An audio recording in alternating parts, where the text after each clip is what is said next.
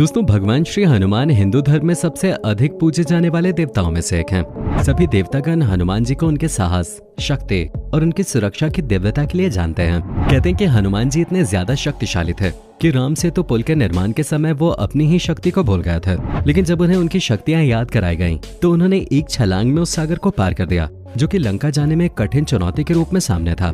दोस्तों, हनुमान जी में ऐसे कई रहस्यमयी गुण और शक्तियां थीं कि अगर वो चाहते तो सीता माता को चुटकियों में रावण की लंका से वापस प्रभु श्री राम के पास ले आते। आज की इस वीडियो में हम आपको हनुमान जी की कुछ ऐसी ही रहस्यमयी शक्तियों के बारे में बताने वाले हैं जिन्हें सुनकर आप दांतों तले उंगलियां दबा लेंगे। नंबर 1, बचपन में ही कर दिए थे दिल को दहला देने वाले कारनामे। दोस्तों, बचपन से ही हनुमान जी ने अपनी शक्तियों के पैंतरे दिखाने शुरू कर दिए थे। जब हनुमान जी छोटे थे तो एक बार उन्होंने सूरज को आम समझकर खाने की कोशिश की थी और आसमान की तरफ उड़ने लगे, और कुछ ही पलों में हनुमान जी ने सूरज को अपने मुंह में भर लिया। सूरज में इतनी आग होने के बावजूद भी हनुमान जी ने उसे अपने मुंह में भर लिया। सूरज को मुंह में भरने के बाद पूरे जहान में अंधेरा हो गया था। हर कोई भगवान से गुहार कर रहा था कि आप कुछ करें। इतनी परेशानी देखकर देवताओं के राजा इंद्रदेव ने अपने वज्र से हनुमान जी पर प्रहार किया। वो वज्र हनुमान जी के जबड़े पे लगा और हनुमान जी के जबड़े की आकृति थोड़ी बदल गई, जिस वजह से उन्हें हनुमान नाम मिला, क्योंकि हनु का मतलब होता है खराब जबड़े वाला। लेकिन इस वज्र के प्रहार से भी हनुमान जी ने सूरज को अपने से बाहर नहीं निकाला।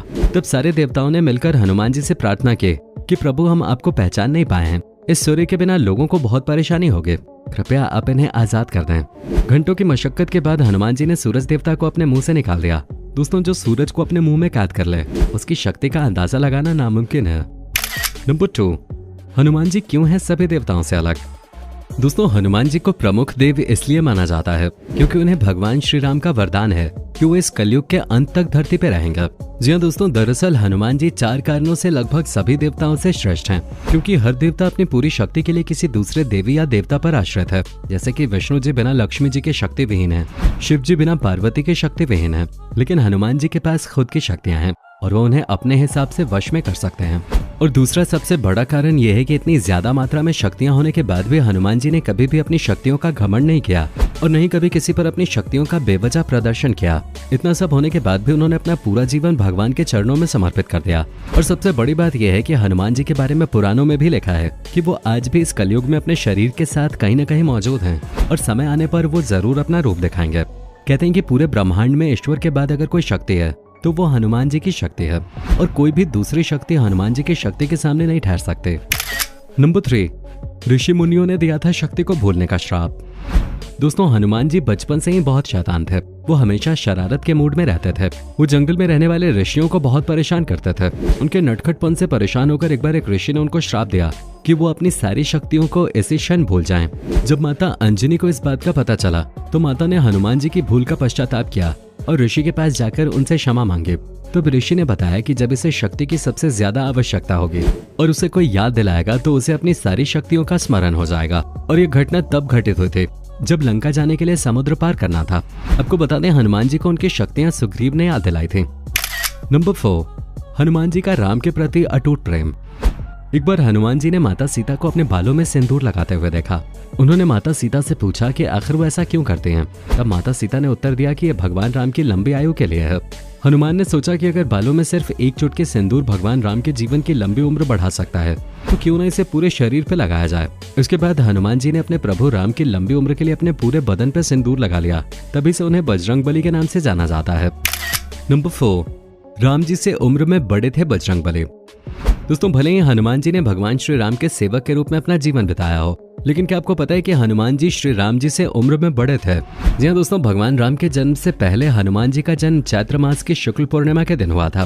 कहते हैं कि जब अयोध्या में श्री राम का जन्म हुआ था तब हनुमान जी को सपना भी आया था कि अब हनुमान जी को वो काम करना है जिसके लिए उनका जन्म हुआ है। नंबर 5, हनुमान जी जितने ताकतवर थे उससे कहीं ज्यादा दयावान भी थे।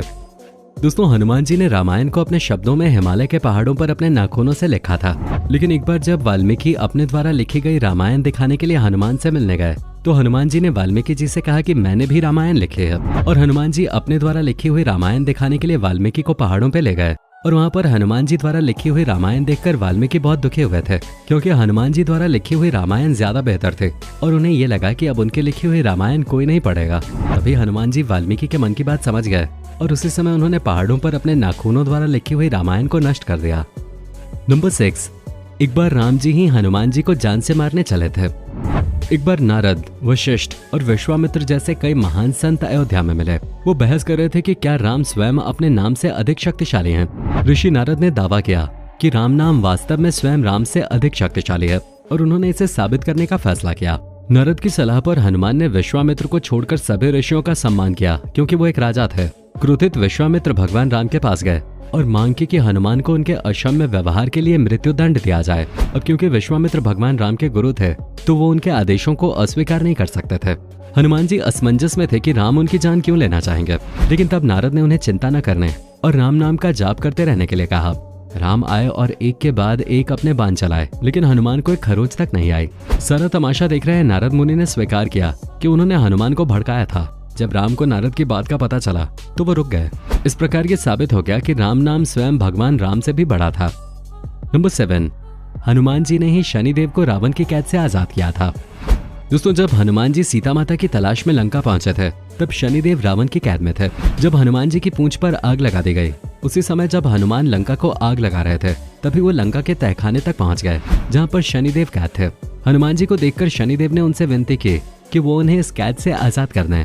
तभी हनुमान जी ने शनिदेव को रावण की कैद से आजाद कर दिया। इसके बाद हनुमान जी ने पूरी लंका को राख में मिला दिया और लंका को बर्बाद करने के प्रयास में भगवान शनिदेव ने हनुमान जी की पूरी मदद की। क्योंकि भगवान शनि हनुमान से प्रसन्न हुए थे, इसलिए शनिदेव ने हनुमान जी से पूछा कि मैं आपकी क्या मदद करूं।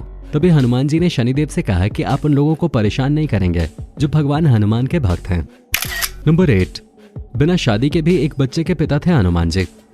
दोस्तों, हनुमान जी एक ब्रह्मचारी थे और उन्होंने शादी भी नहीं की थी, लेकिन इसके बावजूद उनका एक पुत्र था। दरअसल जब भगवान हनुमान जी ने लंका को जलाने के बाद समुद्र में डुबकी लगाई, तो उनके पसीने की एक बूंद एक मछली के मुंह में गिर गई, जिससे मकरध्वज का जन्म हुआ था, जिससे हनुमान जी की बाद में मुलाकात हुए थे। और उसी दौरान हनुमान जी ने मकरध्वज को पाताल लोक का रक्षक बना दिया था। नंबर 9, नहीं समझ आई जड़ी बूटी तो उठा लिया पूरा पहाड़। रावण से लड़ाई के दौरान जब लक्ष्मण जी को शक्तिमान लगा और वो मूर्छित हुए, तो संजीवनी बूटी ही एक ऐसी जड़ी बूटी थी जिससे लक्ष्मण जी की जान बच सकते थे। हनुमान जी अब संजीवनी लेने पहुंचे तो उस जगह पर इतनी जड़ी बूटियां थीं कि उनमें से संजीवनी बूटी को पहचानना मुश्किल था। इसलिए हनुमान जी ने समय न गवाते हुए पूरा पहाड़ ही उठा लिया और उसे राम जी के पास ले आए। लक्ष्मण जी को संजीवनी बूटी पिलाने के बाद जब लक्ष्मण को होश आया, तो वो उस पहाड़ को उसके स्थान पर रखने दोबारा गए थे। दोस्तों, हनुमान जी की शक्ति पर तो शायद कोई संदेह नहीं करेगा। कहते हैं कि हनुमान जी आज भी इस दुनिया में मौजूद हैं और समय आने पर वो अपने रूप में वापस आ जाएंगे। दोस्तों, आपको इसके बारे में क्या लगता है, हमें कमेंट करके जरूर बताएं। वीडियो पसंद आई हो तो वीडियो को लाइक करके अपने दोस्तों के साथ जरूर शेयर करें और ऐसी ही और वीडियोस के लिए इस चैनल को सब्सक्राइब करके बेल नोटिफिकेशन को भी जरूर ऑन कर लें। धन्यवाद।